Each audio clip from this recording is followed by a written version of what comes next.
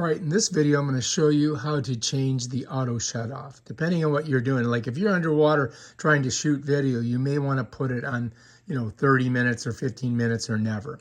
But I have it set on 5 minutes, which means that in 5 minutes, if I don't do anything with this camera, it's just going to auto turn off. So I'm going to show you how to change that time.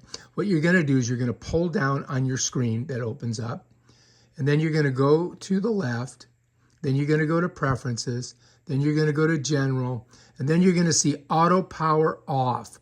Right now I have it set on 5 minutes, but you can do 1 minute, you can do 5 minutes, you can do 15 minutes, you can do 30 minutes, and you can do never, which is underneath 30 minutes. Let me see, which is underneath here.